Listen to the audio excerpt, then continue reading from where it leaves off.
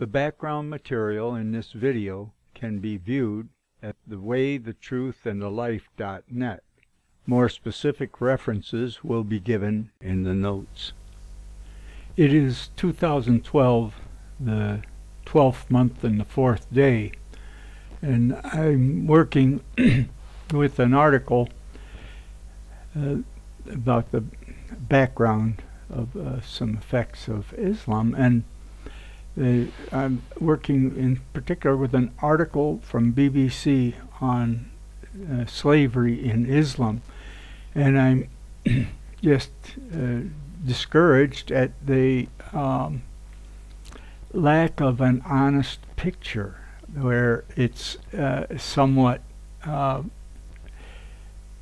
not glorified, but Islam is almost praised in the article for making things better.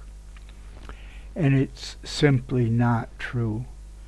That if you read in the records that exist on slaves and the other ancient cultures of civilized people, most of the times the slaves were respected. They were more like serfs. And read about the Hebrews in their enslavement in Egypt, in the Egyptian culture. They were had their own families, their own homes, their own property. That is jewelry. When they left, they took their property with them, and they were there for some hundreds of years, multiplying from a single family to a full nation. So it's just not true that things were very abusive before, and now under Islam they got better. The slavery within Judaism is in the Bible too, but it was for a period and then set free. And the idea of abusing was never part of the culture, Christian or Jewish. But if you read about the number of black slaves, men that were not murdered and their wives taken as slaves, the men were castrated. And it's still going on today. Sex slaves being taken, and people being essentially locked up as domestic servants, sexually abused, murdered even, without any problem. If they fight back, there's some examples in Saudi Arabia, then they're in deep trouble. But so it still goes on today, and it's horrendous. But one of the main points here, the harshness of the American culture, how it's changed to harshness in my time, is relatively easy to understand. The care for children in the Northern European culture that I grew up in was very high, with mothers in the home and respect for fathers, and fathers being enculturated, trained by their fathers to be good caregivers, protectors, and able to work together with others in hunting or warfare. That the caring and love, not by just family relationships, but for all mankind, as the realization of Christianity. I'm inserting this, not leave it out of the video, just note that Islam, Saudi Arabia, it's the death penalty for a non-Muslim to enter Mecca or Medina. Mecca is city of 2 million, and Medina is a city of 1,300,000. Modern cities, modern, except you're dead if you go there and you're a non-Muslim. It is the death penalty. There is so much insanity associated with this theocratic cult of political and religious, that it's not a relationship between an individual and their source of existence. It's an indoctrination that destroys children, that they cannot achieve individual sovereignty but are enslaved. Just like you can't fully become a Christian, there's predestination, if you didn't receive the care as a child to be able to care. Predestination is real. You can't be a good mother if you didn't receive care during your first 2 years of life. That's just the reality. There's parts missing. Nerve growth factor was present, and you needed the stimulation for those interconnections of the neurons to form to give you these abilities. So it doesn't make us a bad person if we're missing parts, but it can. And one of the worst things is indoctrinating children before they're 12 years old, of the age of reason. Indoctrinating them because at an early age they can't differentiate between the authoritarian indoctrination and reality. Because the reality is, to get what they want from their mother, they have to accept her control. And that's a reality. So if a mother and a father indoctrinate a child before their age of reason, that is confusing them. In God we live and move and have our being. But if a child is living, moving, and having their being in your indoctrination, you're their God, and they have no freedom. You've indoctrinated them with a false reality, just like they can't walk through the wall. God teaches them that to bang their head. It's God's laws of physics. Well, you'll put walls up that they can't go through. And I just pray for the children of the future that we can learn to protect them and their potential. So I'll get on with the original purpose here now. I want to insert this on the effect of Islam in Spain. I had a friend who was professor of physics in Asunción, Paraguay, Alexis Trocha. Another friend from El Salvador. And I was to Mexico and spent some time on the street there when I was 15. And I was in Paraguay twice. My friend from Paraguay was up to visit me a couple of times. We became friends at the university, where I also had Muslim friends. But at any rate, what I came to realize, the effect of Islam on the Spanish, that the 600 years of domination of the Spanish, they just forced them back into North Africa in the same year Columbus discovered America. But and I realized a number of things. They had made the Jews overseer of the Christians and all this kind of thing, and then the Jews were so angry with the Catholics, they were forced to convert after they chased the Muslims back, and they either had to be Christian or get out, and they migrated to Northern Europe with their hatred for Catholicism, because the Catholics had their Inquisition going on. At any rate, the reality was the very corrupt examples of domination and multiple wives, and no moral responsibility to underlings. And that's what with the forcing the Muslims out and the lordships return with the Muslim behavior, and all their sons, the lords passed on their property and to their eldest son. So the other sons had to become priests or generals to have any power. And then they went to southern South America and Central America and Florida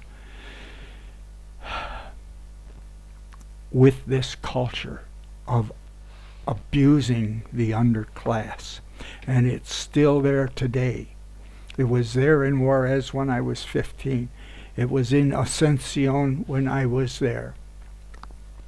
The upper class, like the Muslims, living in their protected domain with walls around their estate and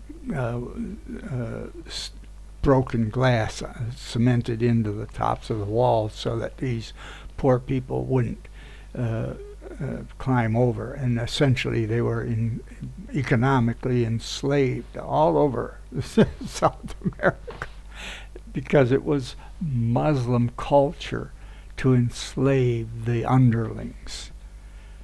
And what a horrendous thing. I have a Mexican son-in-law that many of his family in jail for drug-related things, and he has no culture of integrity between adultery and manipulation.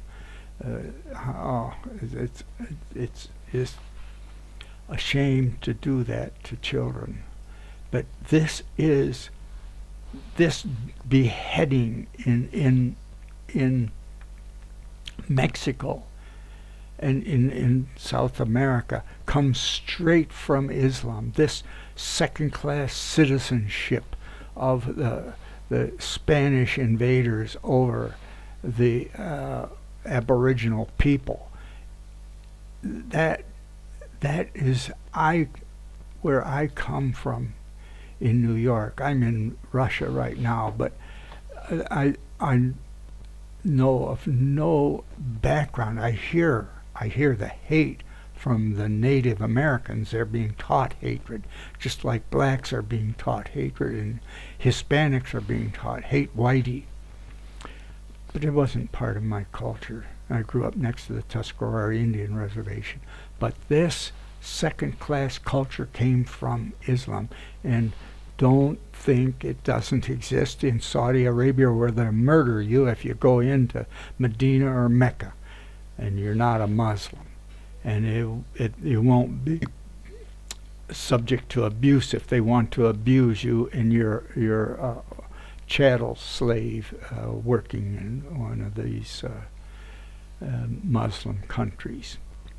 All right, I'm going to go back to, I just wanted to insert that about how it was the corruption of Spain, the upper class Muslims demonstrating. It's the same thing. Once you free the people, they had a nobility in Russia that had some integrity and cared for the country, but they were perceived as being abusive by all the communists, and they were overthrown and murdered, and their property was taken. Of course, much of it was just wasted when they took the cows and gave them to the poor people.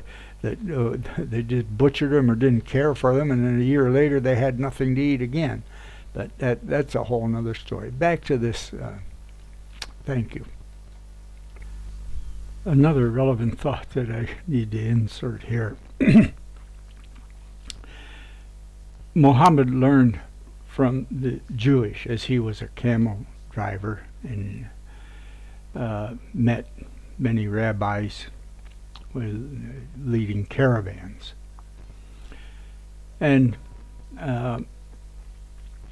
he learned the Jewish secret of them having their culture saved over thousands of years, even without a homeland, that the young men were required from the earliest age to memorize the Torah, and their advancement in their culture was directly dependent on this ability. Even Jesus was brought up in this culture.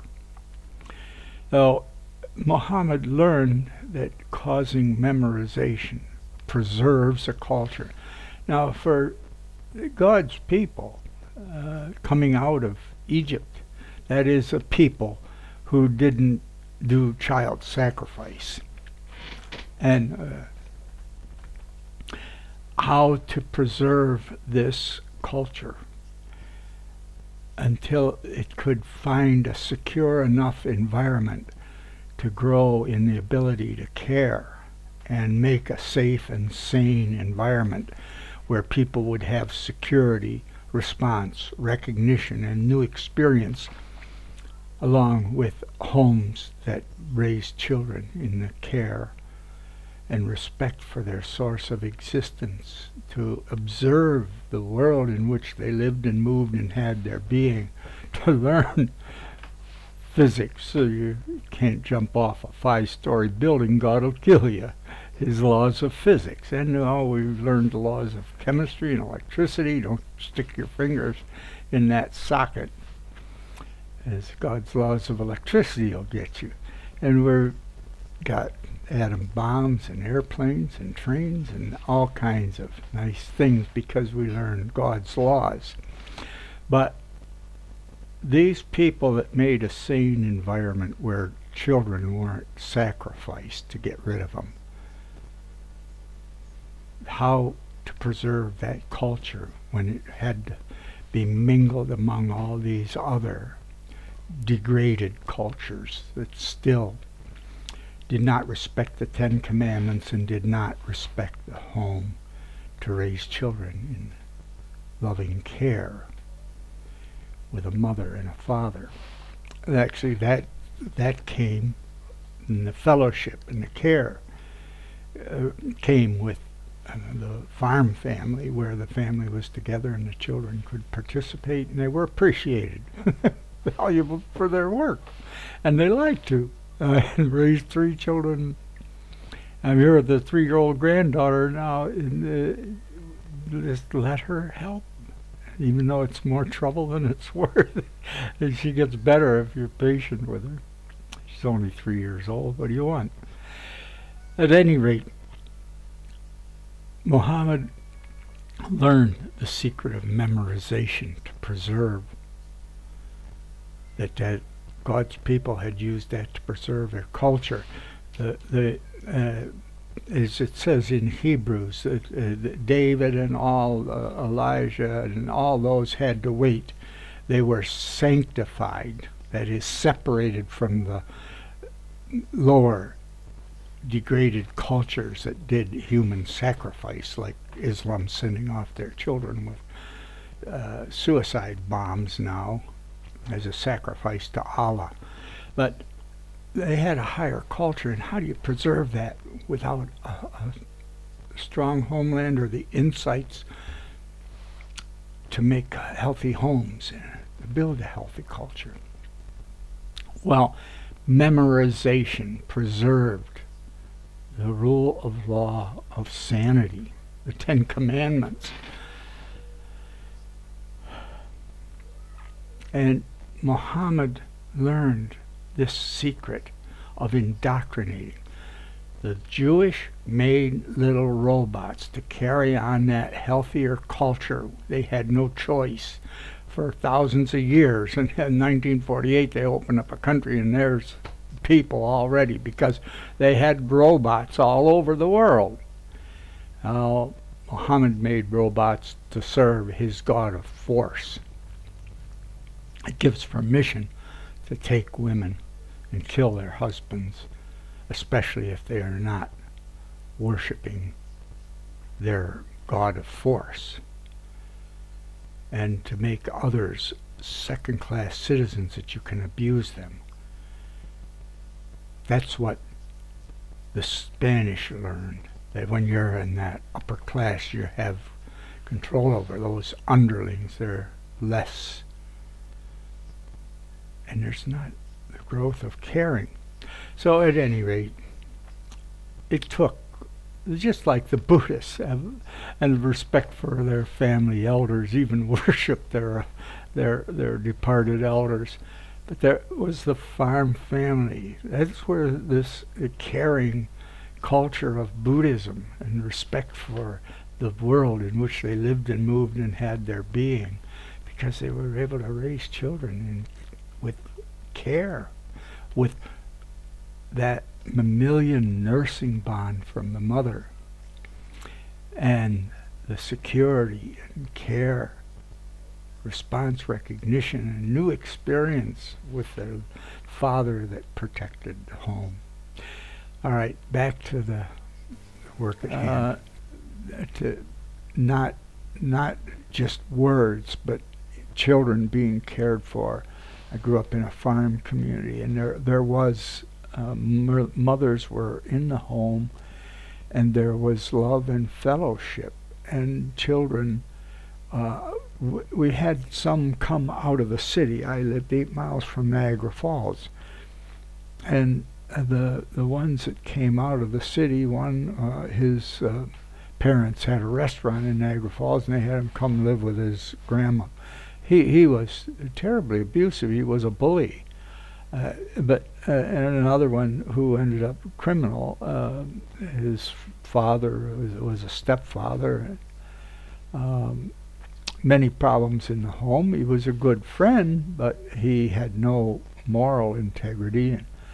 And well, the point I'm trying to make is Islam does not protect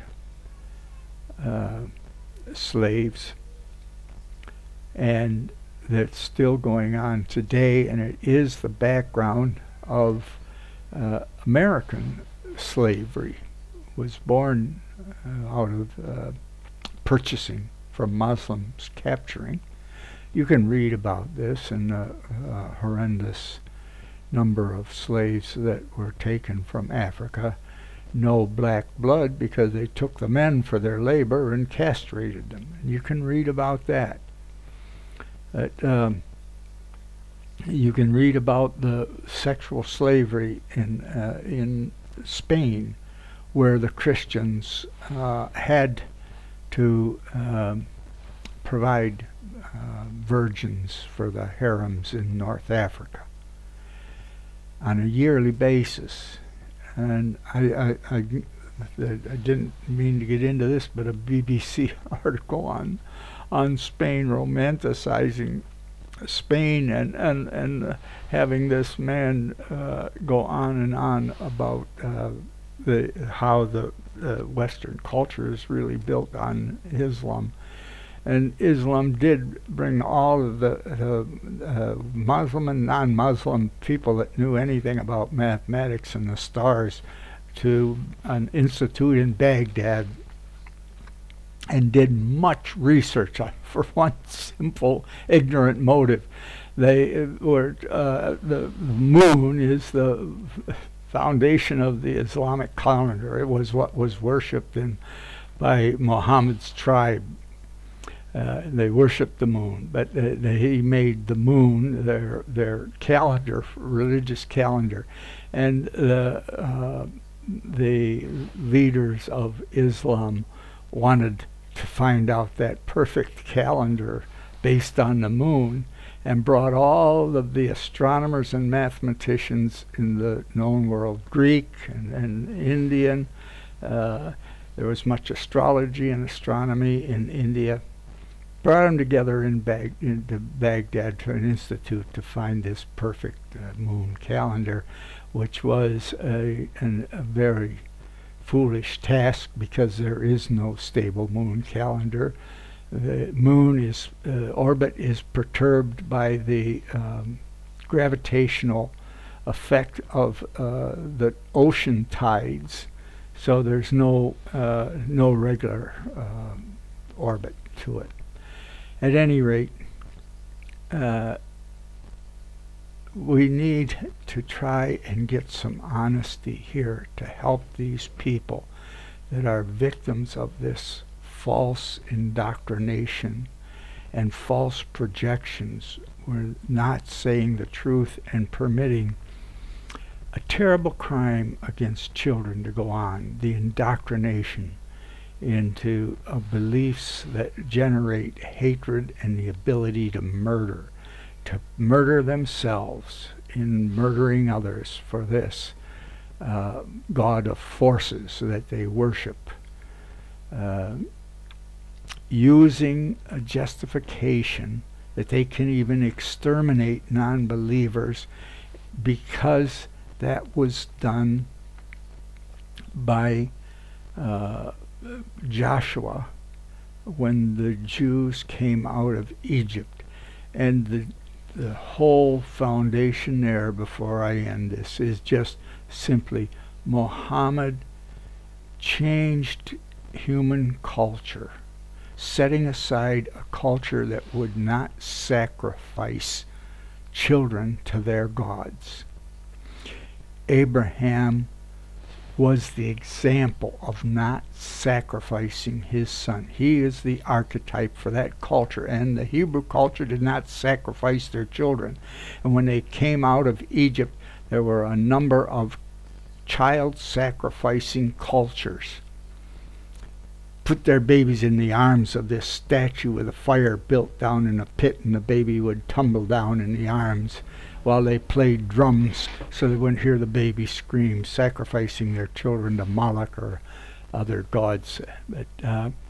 And there was an extermination of men, women, and children, taking nothing, because these cultures were murderous cultures, and they were exterminated for the evil of murder and having a murderous culture. And that is true. To make it safe for a place for children to grow up and be respected, and their life to be respected. Of course, in modern America, that's a joke. Obama voted for postpartum abortion. If their baby sticks its head out and they don't want it, just poke a hole in the head. Or just set it off to the side and don't feed it, or whatever. At any rate, the Jewish were a separated people in that they did not do child sacrifice, and they eliminated those cultures around them that practiced child sacrifice or practiced sneaking up and murdering other people, namely the Jewish, as they come out and were attacked. But that's the way it is. And there's much subterfuge, and children are being indoctrinated so that they can hate. Muhammad took this Jewish elimination of child murdering culture and used it as his rationale for eliminating anybody that didn't worship his God of forces. Don't confuse Allah with Jehovah. Jehovah is not the God of forces. Read about it. But at any rate, the ability to love came with Jesus Christ, the firstborn of this children of God, spiritually with God from before the formation of the earth. And the main essence there is love. And as Paul says, there's predestination. A culture that doesn't care for its children is not an anthrop culture. That is the raising of humans is their concern.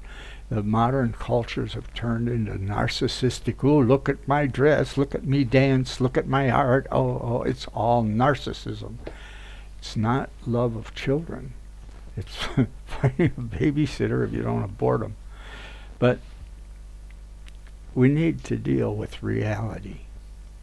And we need to somehow try to protect children, that they can grow up to what is called individual sovereignty, where they can spontaneously enjoy the gift of life and explore. The operational definition of God is everything, and in God we live and move and have our being. And if we have the ability to care for one another, which comes from our childhood, from the mammalian nursing bond with the mother in the home, the baby knows the mother's voice, and reacts at birth. It knows the mother's voice. Another woman say the same thing. It causes the infant stress. And autism, with this lack of care, has gone from 1 in 1,700 when I was born to 1 in 46 boys now in America. And it's because generationally the ability to provide that mammalian nursing bond is being destroyed by putting the young humans in paid servant care rather than in the maternal mammalian bond with the mother that was born. That the mother that they were born to isn't able to get it. Doesn't make her a bad person. She's just not humanly a mammal. She's a narcissistic or whatever person, maybe developed, and would like to care. I've had very many intellectual friends that couldn't care for their children. Not that they didn't want to, it grieved them that they couldn't provide that animal, mammalian level of relationship, but they didn't get it when they were young. So let's try to build a better world based on caring. What are the needs? What makes the difference between a world of perfect robots and a meaningful world of intelligent life? It is social interaction. And what are the social needs? Security. Babies need to be secure. Response. People need to respond to them. They need to be cared for like they're little lords and ladies when they're born. They go, and you run around and you care for them. Give them perfectly good food and they turn it into a diaper change. And you need to love them. And that isn't something you can do because you want to. It's something you can do because it was given to you by your mother. This is almost, not almost, it's much more genetic than male behavior. Fathering is more a cultural phenomenon. It takes a father to raise a son to be a father. And that's another thing that's falling apart. There's up to 70% criminals for young men without a father. It's a horrendous crime against humanity, what's going on. I might as well add here before I quit, because it's been on my mind. I'll probably make another video that focuses on it. There's 3 big problems now. Don't kid yourself. Islam, the overall problem, Islam is against anything not Islamic. They will be nice until they get enough people. Just go to where they've got a majority in Africa or in Philippines or in China or in India. In the last 10 years they've murdered over 150 teachers in southern Thailand. nice child caring people, because they want an Islamic state. But here's something that I discovered. You take Islam and fascism, part of Islam, the male dominant part, at the heart of it is something that is the same thing that was at the heart of Nazism. And it is a male dominance. And these hardcore, it turns out they were mostly Sunni Muslims, flocked to join Hitler's army. The Germans helped the Turks in the First World War. They worked together. They had officers over one another's armies, and it was the Young Turks were largely medical doctors who wanted to exterminate the weak Christians with their weak religion and their culture that competed with that male dominant culture. Much of Christianity, there's three things going on in Islam today. You've got the royalty. They're scared to death. The Muslim Brotherhood is out for them, and they know it. And so is the Shiites. But there's a big division in Islam between the feminized part and the masculinized part. The masculinized part is what they flocked to Germany in the Second World War. They made the largest Waffen-SS group, and they did so much murdering of Christians and Roma and Jews. More, not so much the Christians, but more the Jews and the Roma in the Serbo-Croatian area there. At any rate, you've got this masculine insanity that has taken over much of Islam. It was with Muhammad. Men have the right to take women, and their justification is you don't follow their god of force.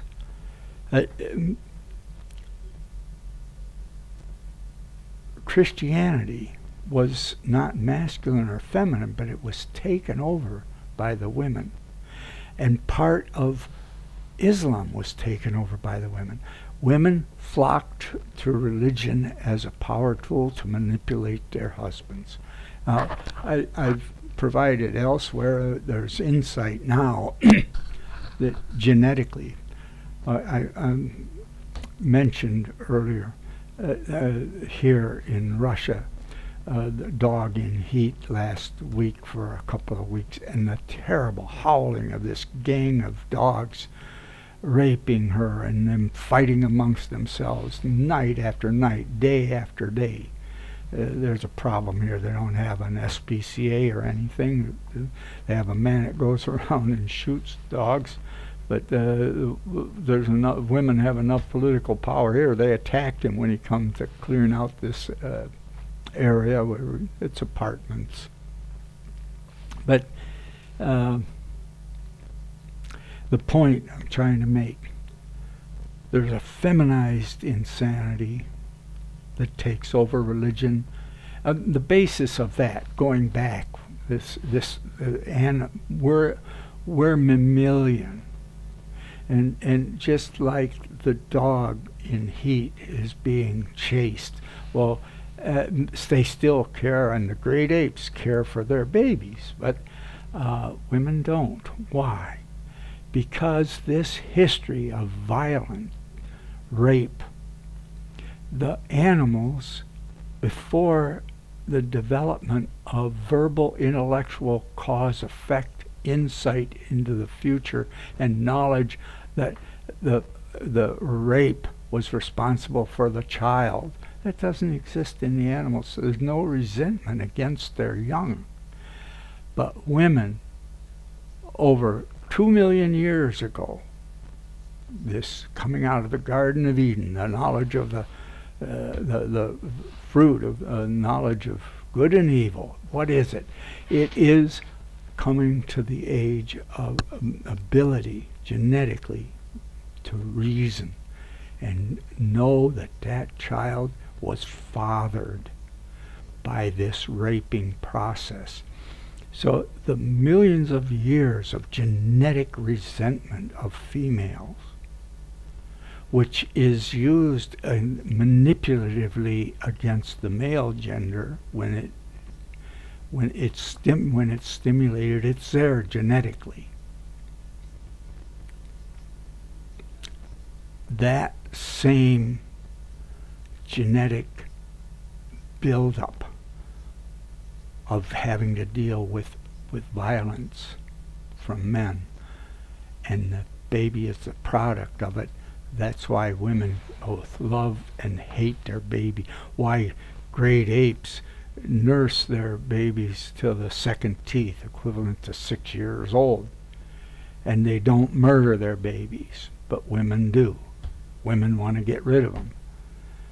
They had gods to sacrifice them to. So men, the male behavior came later. The thing that advanced humankind, human culture, came later, largely from the northern hemisphere, hunting the woolly mammoth. Such a large task. They had to build large rafts and large boats to carry this tons of meat, but it took an army to be able to slay the mammoth in the first place, and an army to be able to carry all the meat and load it in their boats and get it home. So they developed a culture of working together, both for the hunting and for the managing the boats. And that gave a survival advantage to what we call the white man. It's a cultural thing. It isn't because they're white. It just happened to be where the woolly mammoths lived. If you lived in that area long enough, your skin lightened. There's a genetic knowledge that we came out of Africa. So a young black man or a young, by the way, when you go by brain size, there is a difference. It doesn't necessarily mean that one is more intelligent than another. But on the average, the Caucasian, as I was brought up to call the Europeans, their brain on the average is larger than the African brain. But if you look into the reality of it, the largest brain on the average is with the Orientals. Now, the behavior of men working together as a cultural phenomenon and training boys to behave, to respect their mothers, all of these things, to respect their wives, these are cultural things. That's why children, especially boys, need a father. And girls need a father to help them be free from the domination and manipulation of their mother. That a lot of these things have a genetic foundation, and in care we need to work together to protect children. And we need to choose mothers that have good genetics and can care for their children, and fathers that have good genetics and can care for their children. We need to protect children's rights. We need to predestinate them that they are able to care for themselves, for their friends, for their spouse, for their children, for mankind, for God's potential for intelligent life and intelligent existence. All right, I didn't mean to go on so much, but at any rate, those three things in Islam today: the royalty of the oil emirates in Saudi Arabia are scared to death because it's not, they're corrupted by their materialism, by their child rearing. But in general, Islam has a problem with caring for their children and teaching them to love and respect others.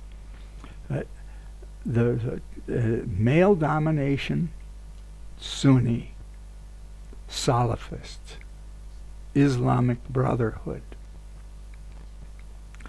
There's female domination, the Shiites, and the whirling dervish, other groups that have saints.